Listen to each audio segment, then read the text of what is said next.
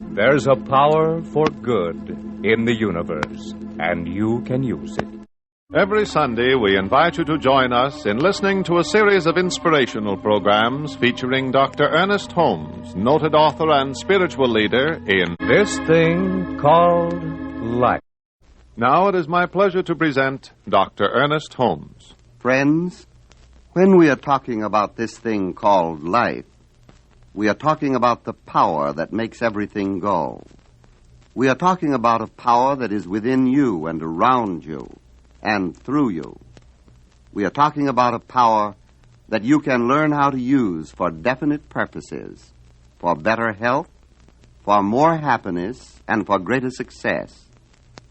And there is a way to use this power. This is what I want to talk about today.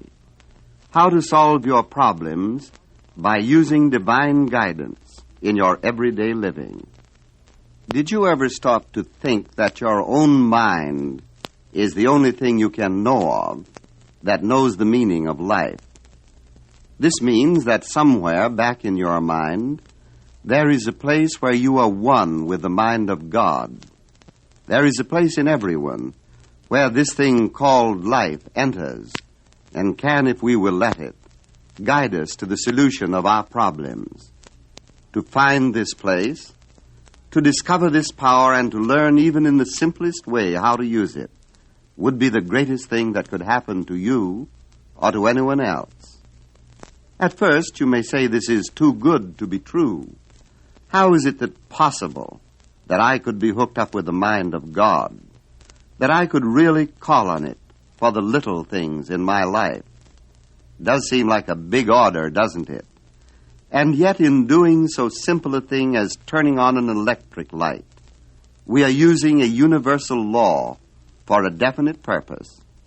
And why should it seem any more strange to think that you are one with the mind of God than it is to know that you live and move and have your being in a gravitational force that holds everything in place? You are not that force, but you do use it. The mind of God is the only mind there is. And because this thing called life has entered into us, we are all using the mind of God, whether we know it or not. This is why Moses said that the word is in our own mouth, by which he meant the life of God. It is not afar, but in our own mouth. This is something to think about, don't you think? When you say there is one life, and that life is God, and that life is my life now, you are speaking the truth. And when you say there is one mind, and that mind is God, and that mind is my mind now, you are also speaking the truth. For each is an individual in this infinite mind. It is the most natural thing in the world to turn to the mind of God for guidance. And it is equally natural for divine guidance to come to the one who expects it. But you may ask, how can I expect an infinite mind to be interested in my little affairs? Again, let us find an illustration from those natural laws which are so common to us that we accept them as a part of our everyday living. When you breathe air into your physical lungs, you are breathing the same air that the cat or the dog breathes. And this air is common to all men, all animals, and all plant life. Nothing can live without it. When you speak of the breath of life, you are speaking of a universal breath. You are speaking of the breath of nature. You are talking about the way this thing called life works in you and in everything. And you don't say that the breath of life is big or little, or hard to get at. You don't say, why should the breath of life be concerned with me? You take it for granted that it is there and available, and you breathe it. Nothing is big and nothing is little to God. Nothing is hard and nothing is easy. The one power and presence flows through everything, animates everything, manifests itself in everything, and is everything. The idea that you are one with the mind of God is not foolish at all. Rather, it is a simple statement of a self-evident fact. The mind that creates and governs everything is the mind you are using this moment. The problem resolves itself into a very simple one. The mind of God already has entered into you. You had nothing to do with it. This is the gift of heaven. And to me, this is the most wonderful thought of all, to realize that my life is the gift of this thing called life. That when I was born, this life was already here. I had nothing to do with it. This we have always accepted, without even trying to figure out what it really means. We have always taken it for granted that we are alive, and that the life that flows through us is not something we thought up or brought about or created. This is what Jesus meant when he said, "It is your Father's good pleasure to give you the kingdom." He didn't say God is bargaining with you to see whether or not you are worthy to inherit his kingdom. He said, "Behold, it is at hand. Enter into it. Learn how to live the more abundant life. Have faith in it." And now we are getting the proposition where we can handle it. It is no longer vague or far off. For this proposition is not one of going in search after God, or of trying to unite your mind with the mind of God, as though there were some great big secret about it. It is one of acceptance, and even this doesn't call for any great stretch of your imagination, for you have already accepted every other law in nature as commonplace facts in your everyday life. You are merely going to add to what you already accept something so important, something so far-reaching, that it can change your whole life. For out of failure it can create success. From fear, hope may rise. Sadness and grief can be turned into joy, and unhappiness into a state of mind that makes everything in your life glad.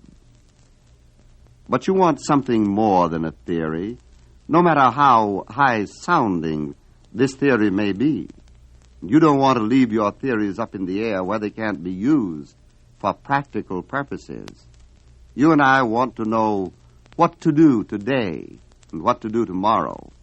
Life has put something in us which demands that we live creatively, that we live happily, and that we actually get a kick out of life. And we all want to bring this dream down to earth. We want hope to pass into realization and ideas into accomplishment. And we do so sincerely wish to be led of the Spirit. We wish to feel the protecting presence of a power greater than we are, and the power to which all things are possible. Let us then see how we might proceed in the fulfillment of our heart's desire. Let us start with the simple thought that God is all there is, and this allness includes your own life. For you are some part of it. It is right where you are. You can call on it and it will answer. We are no longer thinking of the mind of God as something far away. We are thinking of it in an intimate way. And next, we must believe that with God all things are possible.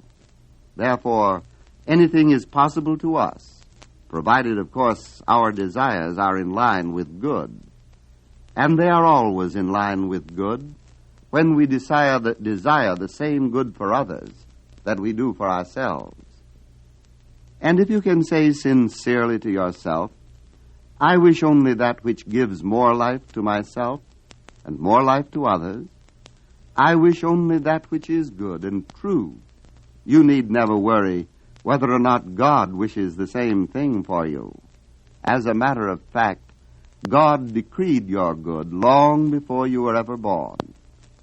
The answer to every human problem already exists in the mind of God, and you are in the mind of God, and the mind of God is flowing through you at this very moment. This you must accept, and accept it with enthusiasm. Accept it as you would accept the best news you ever heard, and having accepted it, use it.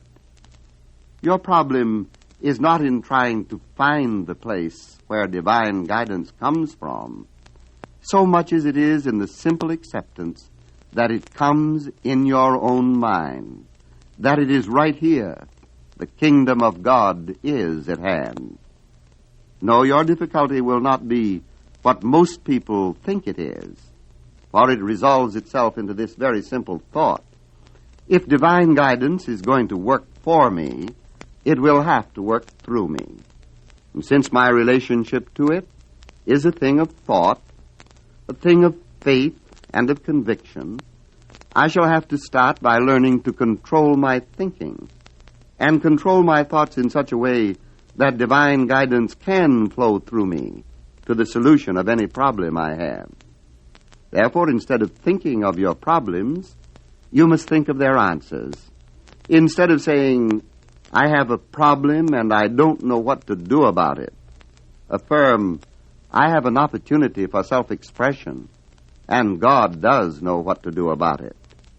The thing to be certain of is that your mind affirms the answer rather than denies it. You are to affirm that the answer to every problem in your life already exists in the mind of God, that the mind of God is right where you are. It is within you now. And since the mind of God must always know the answer to every problem, you can know the answer to all the problems in your life. Just keep it simple as this. For this is the keynote, just a simple childlike acceptance that God always knows what to do. God never makes mistakes. Affirm then that God in you not only knows what to do, He causes you to do what is best in your life. Be willing to take a little time each day for meditation and prayer. Learn to have patience with yourself. Be buoyant and hopeful. Be enthusiastic. And try to feel that the gift of life is already made.